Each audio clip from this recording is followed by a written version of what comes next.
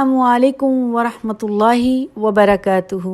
अल्लाहुम्मा सल्ली व सल्लिम अला नबिय्यिना मुहम्मद सल्लल्लाहु अलैहि व आलिहि वसल्लम।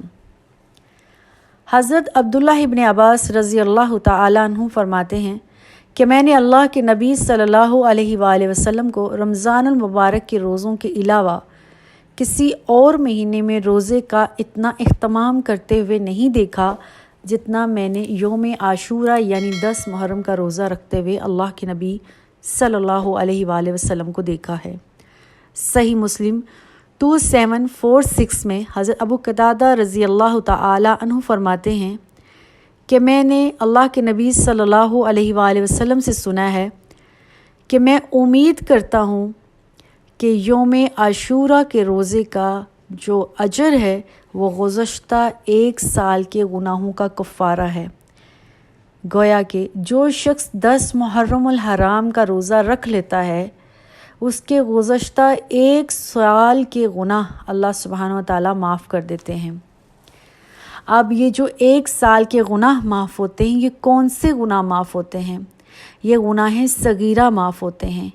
गुनाह कबीरा तो सच्ची तौबा ही से माफ़ होते हैं, क्योंकि सही मुस्लिम 552 और मिशकात 564 में अल्लाह के नबी सल्लल्लाहु अलैहि वसल्लम ने फरमाया है कि अगर कबीरा गुनाहों से बचा जाए तो एक नमाज दूसरी नमाज के दरमियान, एक जुमा दूसरे जुमे के दरमियान और एक रमज़ान दूसरे रमज़ान के दरमियान गुनाहों का कफ़ारा है, मतलब सगीरा गुनाहों का कफ़ारा।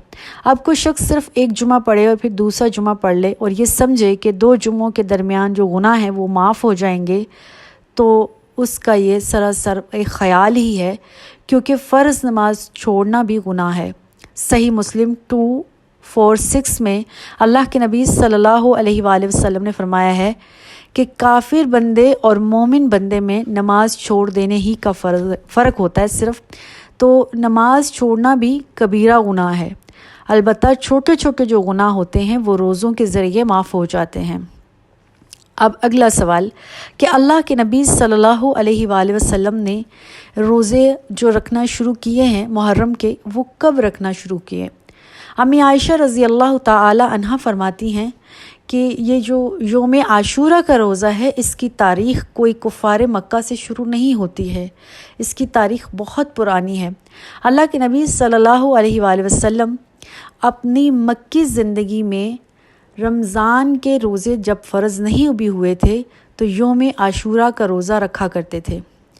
सही मुस्लिम में 267 और बुखारी में 2004 अम्मी आयशा रज़ी अल्लाह तआला फरमाती हैं कि कुरैशी मक्का भी आशूरा का रोज़ा रखा करते थे, क्योंकि उस दिन हज़रत इब्राहीम अलैहिस्सलाम को उस दौर के काफरों ने जो आग में डाला था तो अल्लाह सुब्हानहू व तआला ने आग उनके लिए गुलजार बना दी। इसलिए मुशरिकीन मक्का भी इस दिन की अहमियत को समझते हुए इसका रोज़ा रखते थे, क्योंकि हज़रत इस्माईल अलैहिस्सलाम अपने बाबा हज़रत इब्राहीम अलैहिस्सलाम के लिए उस दिन का रोज़ा रखते थे, यानी योम आशूरा का रोज़ा रखा करते थे, क्योंकि हज़रत इब्राहीम अलैहिस्सलाम को अल्लाह सुब्हानहू व तआला ने आग से नजात दी थी।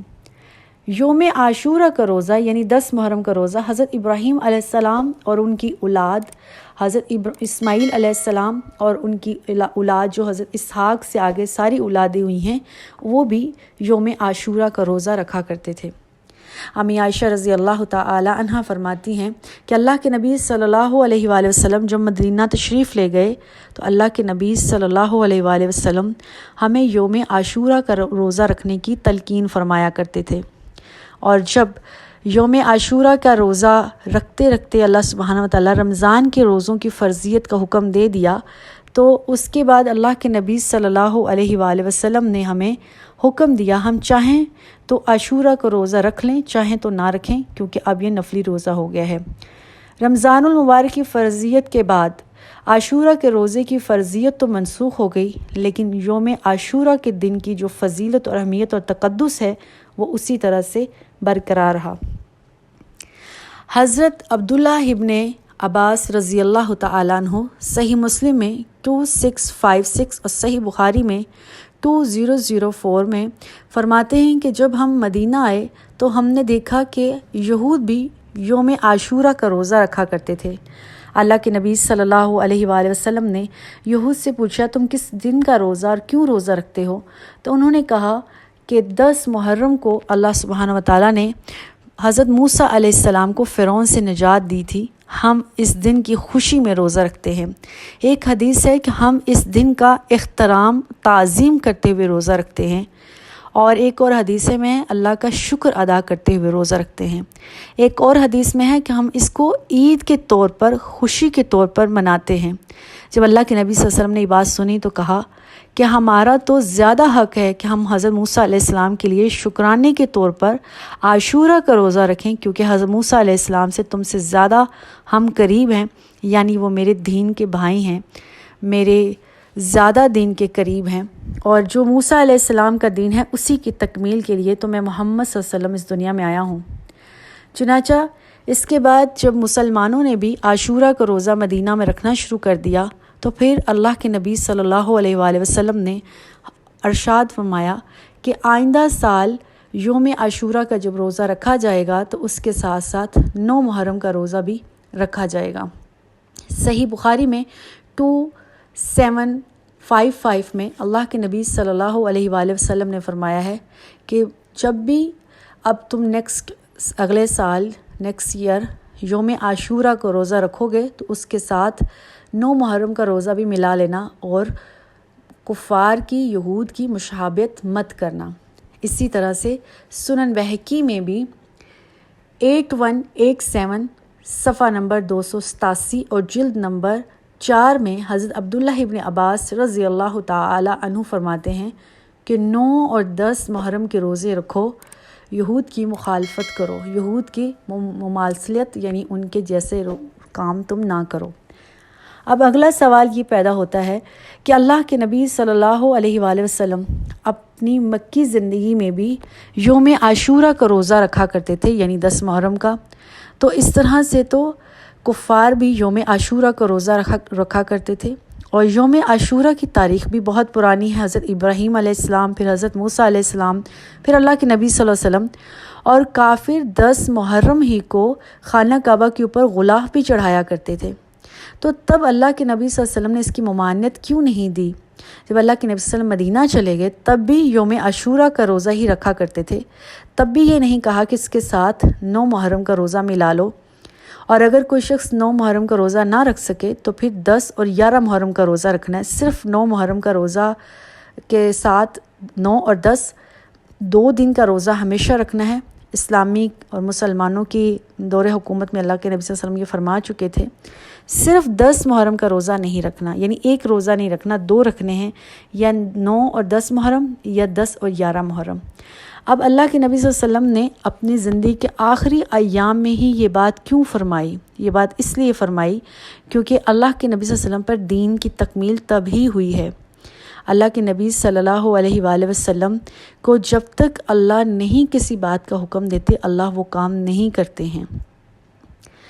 قرآن سورہ نجم میں اللہ سبحانہ وتعالیٰ فرماتے ہیں وَمَا يَنطِقُ عَنِ الْهَوَىٰ إِنْ هُوَ إِلَّا وَحْيٌ يُوحَىٰ۔ اللہ کے نبی جب تک اللہ نہ کہیں بات نہیں کرتے۔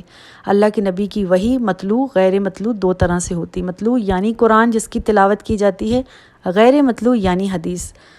تو الْيَوْمَ أَكْمَلْتُ لَكُمْ دِينُكُمْ وَأَتْمَمْتُ عَلَيْكُمْ نِعْمَتِي۔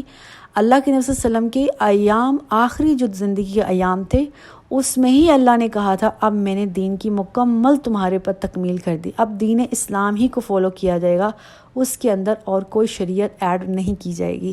اسی لیے اللہ کے نبی صلی اللہ علیہ وسلم نے یہودیوں کی اور کفار کی مشابہت سے منع کیا ہے۔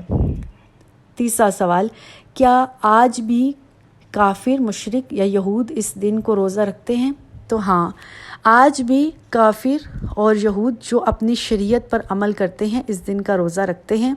یہود چونکہ ان کی کتاب میں ایام اللہ کے نام سے 10 محرم یوم عاشورہ کا دن تھا، آج انہوں نے محرم کا نام چینج کر کے کشری یا کشرے رکھ دیا ہے، اور یوم القپور یعنی 10 محرم کو وہ لوگ کہتے ہیں یہود، اور جو یہودیت پر صحیح طور پر عمل کرتے ہیں یوم القپور یعنی یوم عاشورہ یعنی 10 محرم کا روزہ وہ بھی رکھتے ہیں جیسے مسلمان رکھتے ہیں۔